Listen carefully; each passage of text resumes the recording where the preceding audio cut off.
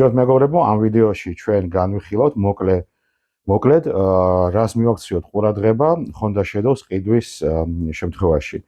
თუ წინა ვიდეო ნანახი აქვთ, უკვე ზუსტად იცით ეს რა მოდელია, თუ არა მოგახსენებთ, ეს არის 2007 წლის გამოშვება, 2004 წლის მოდელი არის, რომელიც უკვე მესამე ვერსია არის Honda Shadow-ს ძრავის. ეს ძრავი გამოდის დღემდე და ერთ-ერთი განსხვავება, რაც მოხდა ამის მოდერნიზაცია, არის რომ ამ ძრავს ინჟექტორი დააუყენდა, ვიზუალურად ფაქტობრივად არაფერი არ შეიცვალა და ინჟექტორიანი მოდელი ზუსტად ეს გამოდის დღემდე. კონკრეტულად ეს მოტო ჩემია, მე დაახლოებით 4 წლის წინ ვიყიდე და ჩემ მაგალითზე მოგიყვებით ახლა რას მივაქციოთ ყურადღება, თუ გვინდა შევიძინოთ ესეთი მოტო. დავიწყოთ მოტოს წინა მხარიდან და ასევე მინდა გითხრათ, რომ ეს ვიდეო ახლა რასაც მე მოგიყვებით, ფაქტიურად ყველა მოტოზე, რასაც ყიდულობთ, შეიძლება გამოვიყენოთ. მაგრამ ამ კონკრეტულ შემთხვევაში ავიღოთ Honda Shadow.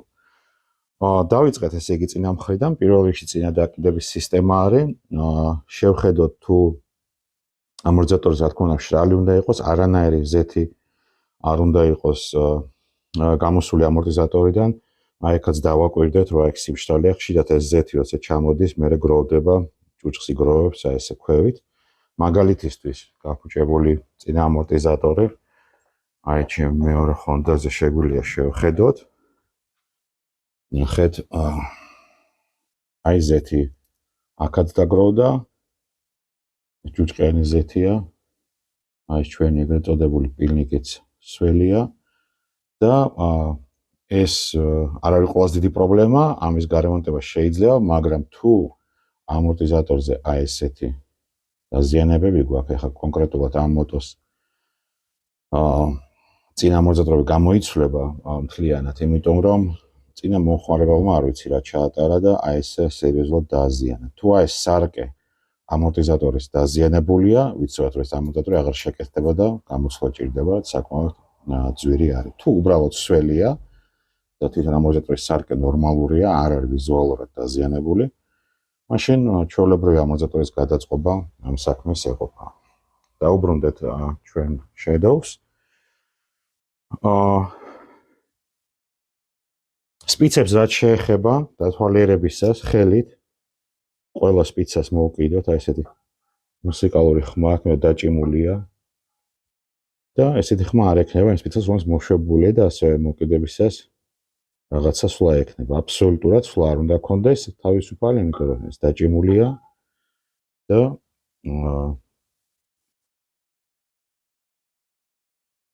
თუ ოდნავ მაინც მოძრაობს, ესე იგი რაღაცა უწესრიგობაა. რა თქმა უნდა, ვიზუალურად ვათვალიერებთ ბორბალს, სამუხრუჭე დისკს და ხედავთ თუ არის სამუხრუჭე დისკის ცვეთა. ხელს მოусვეთ, თუ დისკი ცვდება, ოდნავ აი ღარი იქნება ცენტრში და ზუსტად ხედავთ რამდენი არის გაცვეთილი. სხვათა შორის ეს გვეხმარება მის დადგენაში, თუ არის თუ არა ოდომეტრი აჩვენებს თუ არა ოდომეტრის სწორ გარბენს, იმიტომ რომ სამუხრუჭე დისკი მაგას საკმაოდ კარგად გვიჩვენებს. Honda Shadow-ს წაქცევის შემთხვევაში მარცხენა მხარეს პირველ დარტყმას აი ეს დეტალი იღებს, ოდნავ იღუნება, შემდეგი არის უკვე ჩვენი ეს ფეხი და თუ მოტო მარცხენა მხარეს წანაქცევია, ეს ფეხი აი ეგ რამას ედება ხოლმე და ხანდახან აქაც აზიანებს რამას. შემდეგ რასაც უნდა მივაქციოთ ყურადღება არის ავზი. ეხლა ამ ვიდეოში კონკრეტულად არ მინდა ელემენტარული რაღაცეები ვილაპარაკო, მაგალითად თუ სახური მოტეხილია ხო, თუ სარკე არის მოტეხილი და ასე შემდეგ, ეხლა ამას ნებისმიერ ადამიანი შეხედავს და მიხვდება, რომ რაღაცა მოხდა. ეხლა ჩვენ ვლაპარაკობთ ისეთ რაღაცებს, არა ის რაღაცაც გამოუცდელი ადამიანიც კი, რომელსაც საერთოდ არ იცის მოტო, პირველად ნახა მიხვდება, რომ უწესრიგობა არის, ხო? აუცილებლად ყიდვისას დავათვალიეროთ ავზი, ესე იგი ხშირად ავზის დაზიანების ადგილი ეს არის და შეღებვისას არ სწორდება ეს მეტალი პირდაპირ ხდება დაშბაკვა და მე შეღებვა, რა ძალიან ცუდია.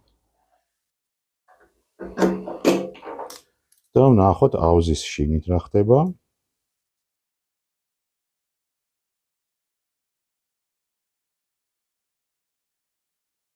ესე იგი, აი აქ თქვენ თუ ხედავთ ესე განათება ჩავთოთ.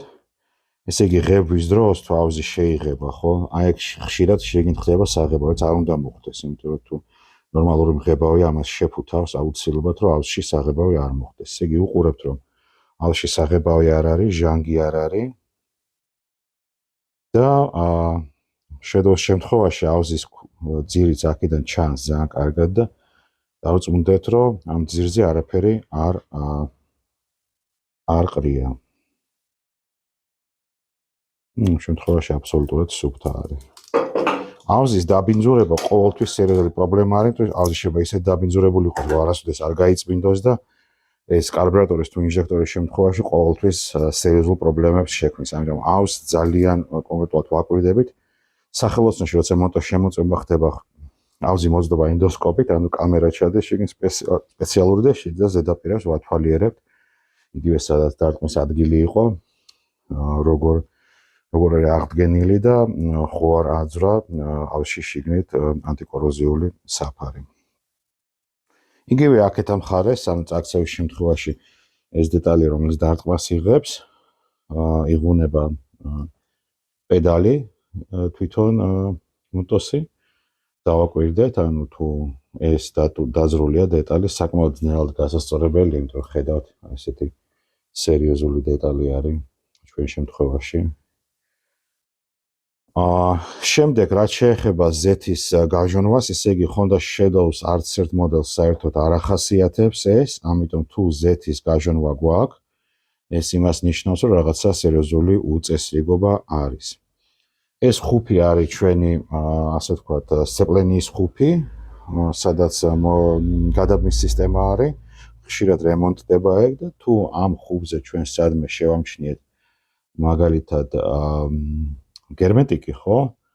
ესეც უწესრიგობა, ესე იგი გადააწყვეს გადაბმის სისტემა და პრაკალატკის გამოცდის მაგალითად წაუსვეს გერმეტიკი და უკვე ცუდ რემონტზე გვიჩვენეს. ამიტომ დავაკვირდეთ, რომ აქ არ იყოს არსად გერმეტიკი.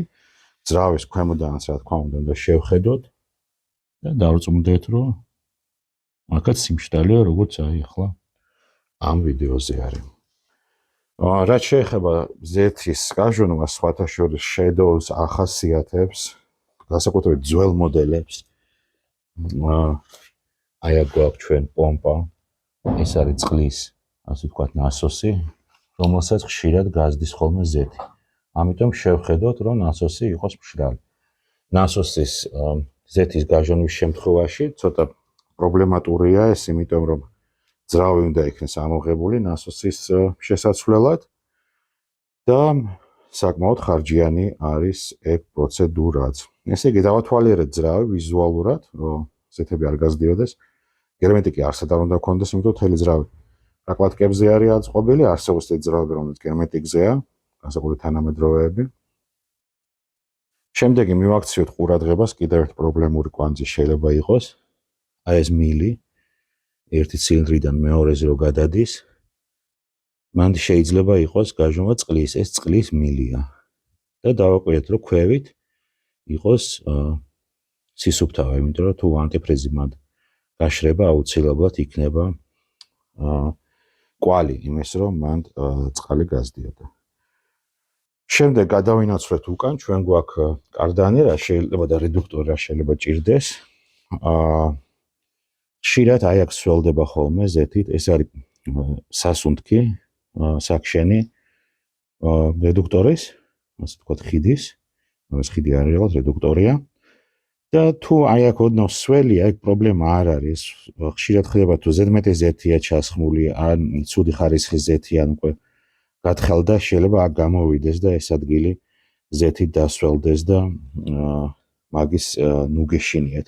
თუ აი აქ არის Z-ი, ხო, აი ბორბალზე გამოდის, ეს უკვე იმას ნიშნავს, რომ სალნიკი, რომელიც თვითონ რედუქტორზე არის, აღარ მუშაობს. ეგ ცოტა უფრო საგანგაშოა, მაგრამ აი აქ თვითონ ხუბზე და საქშენის გარშემო ნუ შეგაშინებთ ზეთი. იგივე რაც შეეხება აქაც სპიცებს, ჩვეულებრივად ხელით ვამოწმებთ, რომ ყველაფერი გადაჭიმულია და ბორბალი სწორი არის. როგორც წესი, თუ სპიცები არ არის კარგ მდგომარეობაში, ეს ვაბლს იწევს, თუ მოტოს გაატარებთ და დაახლოებით 60 კილომეტრის სიჩქარეზე ოდნავ ხელს გაუშვებთ, ამ ვაბლს წინა ბორბალზე იგზნობთ. დანარჩენი რაც შეეხება ამ მოტოს შემოწმებას უკვე სახელოსნოში მოწმდება, სპეციალური ჩეკლისტი გვაქვს. ეს შემოწმება ჯდება 45 ლარი მარტო და მაშინ ფაქტიურად ყველაფერი ვიზუალურად რაც შეიძლება შემოწმდეს, მოტოზე მოწმდება 45 ლარი მეგონი ბევრი არ არის ამ მოსახურეობისთვის და ჩვენც ვამოწმებთ, უკვე გამოცდილება გვაქვს მოტოებთან და სხვადასხვა ძალიან ხშირად უკვე ესეთი მოტო მოყავთ, რომელსაც ჩვენ თან სერვისი გაიარა ამ მოტოს ისტორია ვიცით. ეს არის მოკლე რა უნდა დავათვალიეროთ მოტოზე და მე თუ უკვე ეს ყველაფერი რაც ჩვენ ნახეთ მოგვეწონება, რა თქმა უნდა გირჩევთ მიმართოთ ნებისმიერ სახელოსნოს, არის აუცილებელი ჩვენ სახელოსნოს, იმისთვის რომ სრული შემოწმება ჩაატაროთ მოტოსი. დიდი მადლობა ყურადღებისთვის, ნახვამდის.